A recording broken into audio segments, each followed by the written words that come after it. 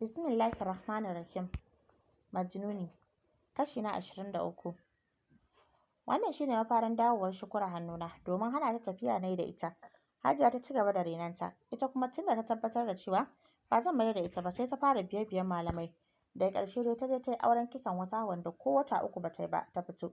Ta zo ta matsanta min cewa lallai sai na mayar da ita gidana. Sai da na mata jan ido sosai ta saurara min. Na nuna mata cewa ko babu mata a duniya sai ita, wallahi ba zan ƙara zaman aure da ita ba. Wannan shine tarihin rayuwata da Fatima, matata ta farko, kuma uwar Shukura. Kasancewar asuba ta gabato, zan tsaya miki anan kafin na ci gaba da baki labarin abin da ya wuce. Saukar ajiyar zuciyarta yake ji, tare da shekar kukanta, wanda yake masa tsananin zafi a cikin ransa. Shi ma kukan zuciya yake sakamakon tuna abin da ya wuce na daga rayuwarsa. Hannu ya sa ya dinga goge mata hawaye, yana rarrashinta da kalamai masu sanyi, har ya samu ta yi shiru ta daina kuka. Ya matse ta tsam a ƙirjinsa yana jijjiga ta kamar 'yar goye. Kiran sallar asubahi ne ya raba tsakaninsu, a hankali ya cire ta daga jikinsa, ya tashi ya shiga toilet domin ɗaura alwala. Sai da ya wanka tukunna, sannan ya ɗaura alwala a gurguje, ya fito daga banɗakin. Nan ya same ta a zaune gefen gado, kallon juna suka yi mata murmushi na musamman. Kafin ya buɗe ƙofa ya fita, sai ta bi shi da kallo tana mamakin al'amarin. Gaba ɗaya jikinta ne ya mutu sakamakon jin labarinsa. Ta rasa wani tunani za ta yi domin gani take kamar ita ɗin ba ta dace da shi ba. Duba da matsayi da muƙaminsa, ya kere mata nesa ba kusa ba. Ya za a yi ta saki jiki da shi ta kwantar da hankali har ta yi rayuwar aure da shi? Tunanin da na jima a cikinsa shine rayuwar aure da talaka daidai da ni, don wallahi ban taɓa sanya wa raina auren mai kuɗi ba. Duba da lalurata, bayan haka kuma ba ni da wani kyau na ku zo a gani, sai kuma gani a matsayin matar babban mutum wanda jama'a suke alfahari da shi. Wannan kaɗai ya isa na gode wa Allah a bisa ni'imar da yi min. To amma a raina nake jin kamar auren namu akwai matsala ta kowane ɓangare. Wanka ne na shirya jikina cikin riga da siket na atamfa. Mai kawai na shafa a jikina, na gyara gashin kaina. Ban ɗaura ɗankwalin ba, sai kawai na yafa a kaina na fito falo na zauna.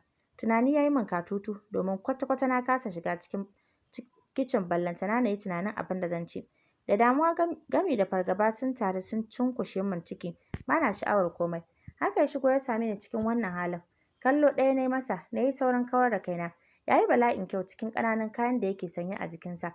Mutum ne shi mai wani irin kwarjini da yaba, wanda da yawa mutane ba sa iya haɗa ido da shi. Sosai ƙananan kayan suka yi masa kyau. Ya dawo matashin saurayi, farin gilashin da yake ta'amali da shi a koda yaushe yana ƙara masa kyau matuƙa.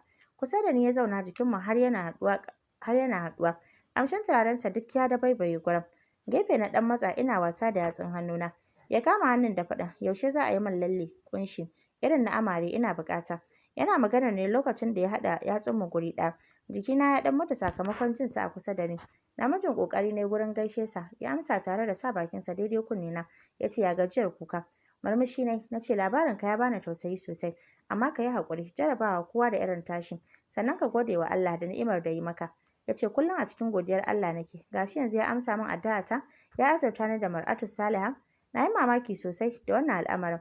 Amma ya aka kake sauya halittarka? Don wallahi ban taɓa tsammanin kai ne kake kasancewa mutum biyu ba. Dariya ya ce, zan baki labari a nan gaba. Ni dai burina ki saki jiki da ni, ki riƙe ni amana domin na sha wahala a hannunku. Shi yasa nake tsoron ku, amma dai ina da tabbacin ke ba za ki wahalar da ni ba ko? Yanda ya faɗi maganar ne ya bani dariya da tausayi. Na ce, aurenka nawa? Wannan shine na uku, kuma ina roƙon Allah ya sa na yi dace. Ya faɗa tare da rintse hannuna da nasa. Shiru kawai ne, ban ce komai ba. Kin yi shiru ko baki amince da ni a matsayin miji ba? Na ce, ni dai gaskiya sai na yi tunani tukunna, domin na ga kamar kana da ɗabi'ar aure saki. Ita mace tana da rauni, me yasa ba za ka yi haƙuri da halayyar mata ba? Ban gane abin da ke nufi ba, ya faɗa da alamun rashin daɗi a tare da shi. Na ce, ni ina tunanin wani abu ne. Hannu na riƙe, jikinsa na rawa. Ce, ki daina tunani a kaina, matata, kuma kada ki ɗauki abin da na yi maki da wata manufa. Na yi hakan ne domin na gwada ki, kuma alhamdulillahi kin yi 100%. Ni yanzu na ga matar aure. Ido kawai na zuba masa, yana auna maganganunsa. Yayin da shi kuma ya zage, sai kalaman soyayya yake zuba min, tare da rarrashi da ɗaukar alƙawari. Ya ce, ni dai gaskiya zan faɗa maka, abin da yake zuciyata shine ba zan iya rayu aure da kai ba. Cikin rashin jin daɗin furucina ya ce, saboda me kike wannan maganar?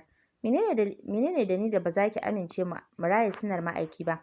Kasa magana ne saboda yanda ya bani tausayi. Na san har cikin zuciyata nake tausaya masa, amma kwata-kwata ba na jin son sa a cikin raina. Cikin rashin jin daɗi ya tashi ya fita, sai na bi shi da kallo. Ina tunanin abubuwa da yawa a cikin raina. Minti 20 da fitarsa ya dawo, amma tare da Hajiya suke. Gabana ya faɗi, dama cikin tunanin yadda za ta karɓi lamarin nake. duba da cewa ya yi abin a rufe bai bayyana gaskiya ba. Fuskar ta a sake ta nemi kujera ta zauna tana kallo na.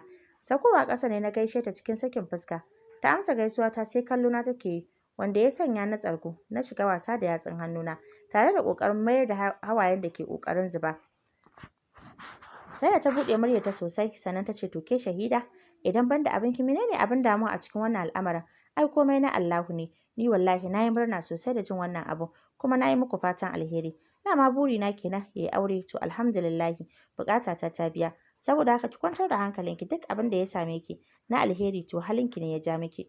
Domin mijinki ya yi min bayanin dukkanin abin da ya faru, don haka ki saki jikinki da mu. Sannan kuma ki yi haƙuri ki karɓa wannan aure hannu bibbiyu domin hakan alheri ne. Ajiyar zuciya na sauke na ce Hajiya al'amarin ne na rasa ina zan ajiye su a raina. Amma cikin zuciyata sai nake tunanin kamar ni ba tsara aurensa ba ce. Bayan haka kuma ina tunanin wani abu.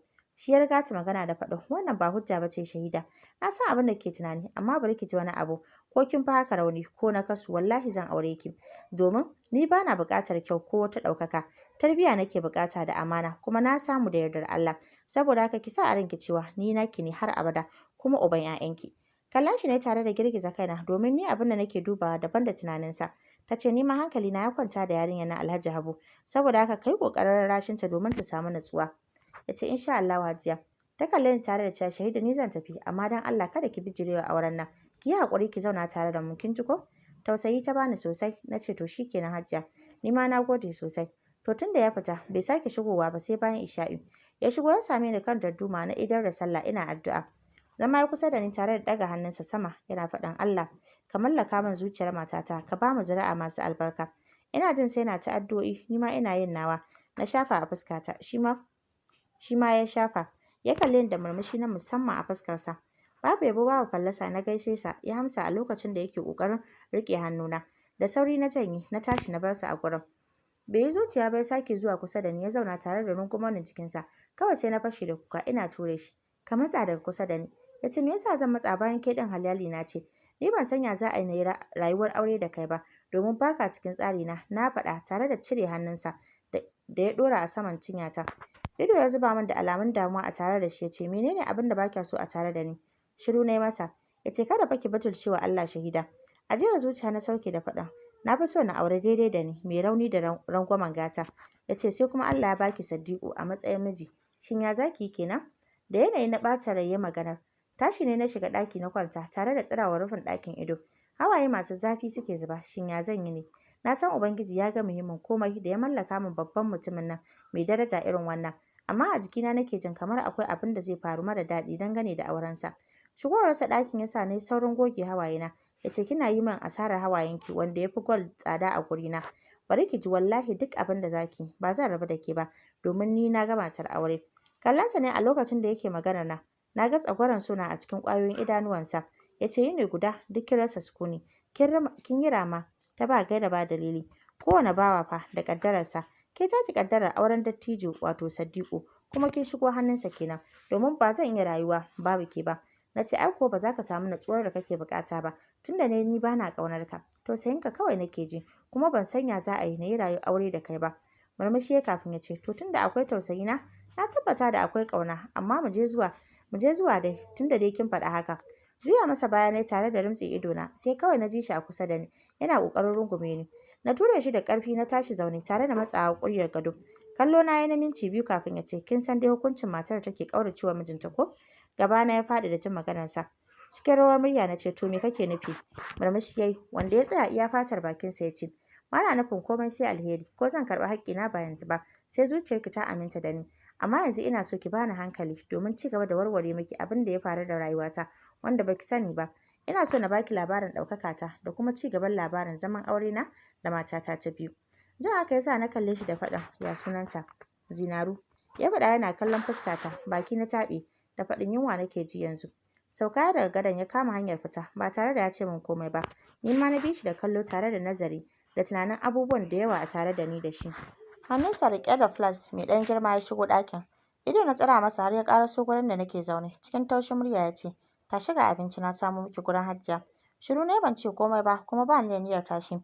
Ya ajiye flas ɗin kan durowa ya hau gadon yana ƙoƙarin janyo ni na cire hannunsa da faɗin don Allah ka daina taɓa ni. A sakarce ya kalle ni kafin ya girgiza kansa. Yanayinsa ya nuna kamar ya fara gajiya da abin da nake masa. Ni kuwa duk abin da nake yi baya damuna domin har yanzu ban yi na'am da shi a cikin zuciyata ba. Amma kuma ina mamakin yadda yake min rawar jiki kuma ina kallon tsagwaron sona a cikin ƙwayoyin idanunsa. Kansa ya sunkuyar ƙasa ya yi shiru tare da tsirawa ƙasa ido. Wannan ya sake tabbatar min da cewa ransa a ɓace yake da abubuwan da nake masa. Jiki a sanye na sauko daga gadon. Na shiga banɗakin da ke cikin ɗakin. Na wanko hannuna na fito. Na same shi a yanda yake kusa da ƙafafunsa na zauna. Tare da janyo abincin na buɗe. Abinci ne mai rai da lafiya sai ƙamshi yake yi. Lokaci ƙanƙani yunwar da nake ji ta dawo sabuwa. Hannu na sa da bismillah a bakina na fara cin abincin. Tashi ya fita. Minti 3 ya shigo da ruwa da lemu ya ajiye a gabana. Kunya duk ta rufe ni ganin irin hidimar da yake min. Ni kaina na san abin da nake masa bana kyautawa. A hankali na ce sannu. Bai amsa ba, kawai ya nemi gefen gado ya zauna tare da kunna wayarsa yana dubawa. Har na kammala cin abincin hankalinsa yana kan wayarsa. Na je na wanke hannuna na zauna can ƙarshen gado. A natse ya kalle ni tare da faɗin kin ƙoshi. Shiru na ina kallon sa don ban ji abin da ya faɗa ba. Murya ya buɗe kafin ya sake maimaita maganarsa. Kai na ɗaga masa alamar na ƙoshi. Ya ce kin shirya saurara ta yanzu? Cikin jin nauyi na ce Sai ajiye wayar hannunsa a kusa da ni. Wannan karin bai yi yunƙurin rungume ni ba. Sai dai mayar da hankalinsa kaina sosai kafin ya ci gaba da bani labarin rayuwarsa. Zinaru, ƙanwar mai gidana ce. Ina nufin mutumin da nake aiki a ƙarƙashinsa. Ni dai da bakina da nasa ban taɓa faɗa masa cewar ba ni da aure ba. Sai kawai ya same ni da wata magana wacce na kasa yin jayayya da shi. Sadiku na yaba da hankali da natsuwarka. Wannan dalilin yasa nake neman wata alfarma a gurinka. Ina fatan zan samu. Na ce Alhaji wace irin alfarma ce wannan? Domin ni a ganina me nake da shi da har zai nemi alfarma a gurina. Ya ce ƙanwata nake so ka aura. Gabana ne ya faɗi. Na kalle shi tare da faɗin Alhaji ai ina da aure. Murmushi kafin ya ce Allah ta'ala kuɗi ya ce mu aura mutuƙar muna da iko. To ballantana kuma na san da cewa baka da aure. Na samu labari a bakin abokinka Faruk. Wannan dalilin yasa na nemi wannan alfarmar a gurinka. Wato Faruk ne ya faɗa masa cewa ba ni da aure. Amma gaskiya ban ji daɗin abin da ya min ba. Domin kwata-kwata babu maganar aure a tare da ni. Amma tunda al'amarin ya kasance haka, dole na yi haƙuri domin ba zan iya jayayya da wanda ya rufa min asiri ba. Na ce Alhaji na gode da wannan kyauta da ka yi min. Tabbas haka ne, ba ni da aure a yanzu, amma shekarun baya na auri 'yar uwata har da rabuwa tsakaninmu. Ya ce masha Allah, ai duk Faruk ya faɗa min komai, amma idan kana ganin da akwai matsala sai na janye. Na ce haba Alhaji, ai ka fi ƙarfin komai a gurina wallahi. Zan auri ƙanwarka kamar yadda ka buƙata. Ya ce na gode sosai Sadiku da wannan rufin asirin da kai min, sai dai kuma hanzari ba gudu ba. Shiru ya yi fuskarsa da alamun damuwa. Na ce Alhaji da akwai matsala kenan? Ya gida kansa da faɗin ƙwarai kuwa Sadiku ba zan munafurce ka ba. Yarinyar nan ta ɗan yi yawo gaskiya. Gaskiyar magana kenan. Ba na tsammanin za a samu budurci a tare da ita. Bayan haka kuma tana da aljanu wanda muke tunanin su ne suka sanya ta aikata munanan ayyuka. Gaba ɗaya jikina ya mutu cikin zuciyata nake tasbihi ga Ubangiji. Duba da irin ƙaddarar take wanzuwa a tattare da ni. Ba zan taɓa bijirewa umarnin Alhaji Harazimi ba domin ya yi min abin da ba zan manta ba. Na ce Alhaji kada ka damu. Auren Zinare a gare ni kamar jihadi ne. Matuƙar ta yi istibra'i zan aure ta da kuma zauna da ita da zuciya ɗaya. Maganar aljanu kuma ba za su fi ƙarfin Allah ba. Insha Allahu zan iyakar bakin ƙoƙarina a kan lamarin. Nan da nan ya saki fuskarsa cikin jin daɗin lafazina. Ya ce na gode sosai Sadiku. Allah ya saka maka da alkhairi. Hakika ka rufa min asiri a lokacin da nake buƙatar haka. A duniya ba ni da matsalar komai sai ta Zinaru ƙanwata ce. Mu biyu iyayenmu suka haifa. Asali mu mutanen Nijar ne. Cikin Zardar aka haife ni. Neman kuɗi ya kawo ni Najeriya har na yi aure na tara iyalina. Bayan rasuwar iyayenmu Zinaru ta dawo hannuna. Wallahi tunda ta zama cikakkiyar budurwa ta gagare ni. Babu irin dukan da ban yi mata ba amma ƙarshe sai ta tattara kayanta ta gudu. Sai ta wata 3-4 sannan za ta dawo gida. Wannan dalilin ya sa na daina dukanta sai na tsananta da addu'a tare da sanya matakan tsaro a gidana. Amma duk da haka sai ta fita yawo. Maza na ɗaukar ta a mota su tafi uwa duniya. Wannan dalilin ya sa na yanke shawarar yi mata aure ko Allah zai sanya ta shiryu. Cikin damuwa na ce ranka ya daɗe, ka kwantar da hankalinka. Duk abin da ya farko yana da ƙarshe. Ni na yi maka alƙawarin riƙe yarinyar nan amana. Zan iyakar bakin ƙoƙarina insha Allahu. Sosai ya dinga min godiya har sai da ya bani tausayi. Wallahi shahida, idan kin ga Zinaru sai ki ɗauka ita ta yi kanta saboda tsananin kyau. Domin ta ko'ina ta yi cikakkiyar mace kyakkyawa. Tana da duk abin da namiji yake buƙata. Dama na faɗa miki asalinsu 'yan Nijar ne. Buzaye ne sosai. Gashinta har baya ga ta da kyau sai dai rashin kyawun hali. Amma kin san wani abu? Wallahi kwata-kwata ni bata kwanta min a raina ba.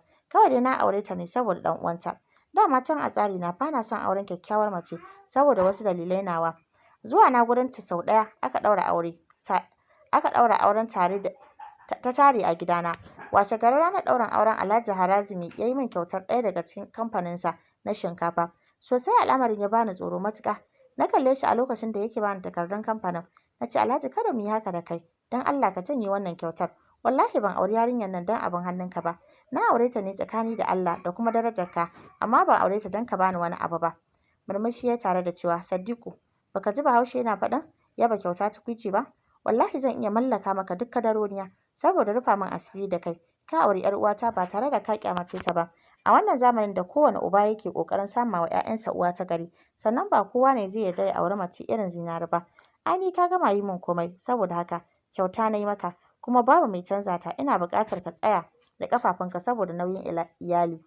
Tunda akwai yaran da suka iya aiki ta dalilinka, to za su ci gaba da zama a ƙarƙashina, amma kai na 'yanta ka insha Allahu. Gaba ɗaya sai jikina ya yi sanyi da kalamansa. Hannu biyu na sa na karɓi takardun ina godiya. Ya ce za ka ci gaba da gudanar da komai na kamfanin, domin ya riga ya bar hannuna kuma na tara duk ma'aikatan da ke ƙarƙashin kamfanin na shaida masa haka. Saboda haka kanka tsaye, za ka ci gaba da gabatar da komai. Na ce na gode sosai Alhaji. Ubangiji Allah ya ƙara sutura duniya da lahira. Allah ya amfani zuri'a. Ya amsa da amin ya Allah. Tare da miƙo min hannu muka yi musabaha. Abota da Alhaji Faruk babu ganin ƙyashi. Ya taya ni murna sosai kuma ya taimaka min ta hanyoyi da dama. Har kawowa yanzu muna tare muna gudanar da harkokinmu. Hajiya ta yi farin cikin alherin da ya same ni tare da duk wani mai ƙaunata. Amma a zahiri ina ganin masu yi min hassada, sai dai tsakanina da su addu'a ce. Zamana da Zirare da farkon fari ya yi daɗi sosai don har na dinga ƙoƙarin sanya ta cikin zuciyata, domin a lokacin ina ganin kamar ta yi hankali ta natsu ta shiryu kamar yadda muke buƙata.